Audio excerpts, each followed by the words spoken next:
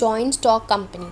So till now we have read about sole proprietorship, we have read about joint Hindu family business, we have read about partnership, we have read about the cooperative societies, and now comes about the joint stock company. Clear? Now what is a joint stock company? See, a joint stock company is a voluntary association of persons. Now this is also voluntary, no forcing. For what? For earning profit and having a capital divided into transferable shares, the owners of which is the condition of membership. That means, understand this, you need to understand.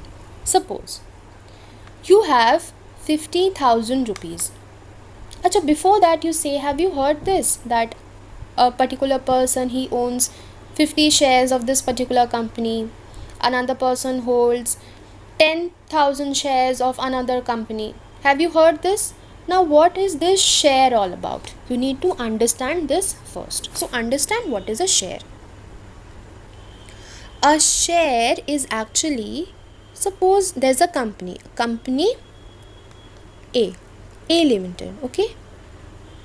A Limited has total capital of, suppose, 1 lakh, okay? Now this 1 lakh, it divides it into 1 lakh units. So if I divide it by 1 lakh units, how much will 1 unit cost? Rupees 1, isn't it? If I divide 1 lakh rupees in 1 lakh parts or 1 lakh units, how much will 1 unit cost? 1 rupee. So this 1 rupee is nothing but the share of the company. Clear? Understand this very properly. These concepts would be required on a regular basis. So what is this 1 rupee? It is actually a share of the company. So can I say what is a share? A share is a part of the capital of the company. This 1 rupee is actually a part of the capital of the company.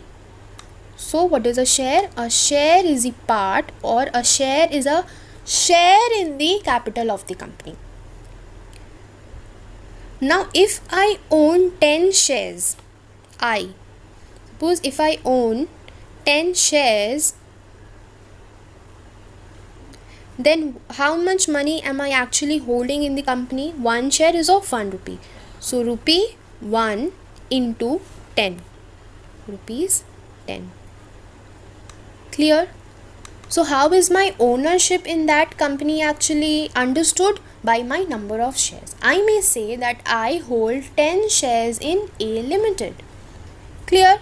If you have 100 rupees in that company, then you will be able to say, as 1 share is of 1 rupee and you hold 100 rupees, that means you have 100 shares in that company.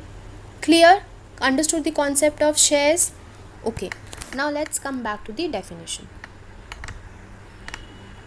So what is a joint stock company? A joint stock company is a voluntary association of persons for profit, and they have their capital. Capital means your 100 rupees, my 10 rupees divided into transferable shares. My money is divided into shares, na? If I want to represent a number of shares, I can say 10 shares I have. You will say you are having 100 shares, isn't it? And the ownership of which means ownership of those shares is actually proving my membership. If I have those shares, then only I can prove my membership. If I don't have those shares, I cannot prove my membership. Rather, forget about proving. I am actually not a member of that particular company. Clear? So what is a joint stock company? A joint stock company is a group of persons who come together in order to earn profit. Whatever money they invest in this business, that is actually divided into shares. And these shares are actually proof of my ownership or my membership in this business. Clear? Now let's come to the features. incorporated association. Incorporated means there has to be registration. It has to be registered under the Companies Act 1956. Without registration, no company can come into existence. Clear? So the company, whatever company I am trying to form, if I take 50 persons along with me and I want to start up a company, I can start. It's a voluntary association, but I will have to require to get my company registered. Okay? Next one. Separate legal existence. Now what is separate legal existence? As because the company is already registered, it has a existence different from that of its members. The company itself can take decisions, the company can file cases against anyone. Clear? It is independent of anyone. Next, perpetual existence. As because it has a separate identity, so it is unaffected by the death, by the insolvency or change of its members. The members may come, members may go, but the company once formed will remain forever and ever. It can only come to end through any of these prescribed legal procedure. Clear? Next one, limited liability. The liability of every member of a joint stock company is limited. And what is limited liability? This I have already explained you. Transferability of shares. Now transferability of shares means if I belong to a public company, I can transfer my shares. Means I have 10 shares, I can give it to someone.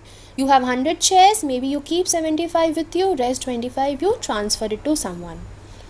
But if we belong to a private company, there are certain restrictions. And one more thing, the meaning of public and private company, we have a separate topic to that. So we will be understanding these meanings when we do those topics. Okay. Next is the common seal. What is the common seal? The stamp of the company or the official signature of the company. See, what is a company? It is a business, a building. Is it like a normal human being with 2 eyes, 1 nose, 1 mouth? No, it is at the end of the day, it is an artificial person. Okay, a person which has been created by law. Law said that if you register yourself, that company will come into existence. So when it comes to existence, it has to sign its document, right? So how will it sign? It does not have hands, no fingers. It takes these signatures with the help of a common seal. Common seal means a signature or a stamp is put on all the important documents, right? Like when you come to school, you pay the fees, right? Does the school sign? School signs? No, school puts a stamp. That stamp is an official signature, is a proof that your fees is paid, isn't it? And the last one over here is the separation of ownership and control. Now, understand this. Whatever or whoever persons own the shares, they are called the shareholders, right? Now, out of those shareholders, few persons are elected specifically, who are called as the director. Suppose you are there in a class. Class comprises of 50-60 students. Those students are the shareholders. Now among those class students, only the monitor or monitress is selected. Now similarly, among the group of shareholders, we select our directors. Clear?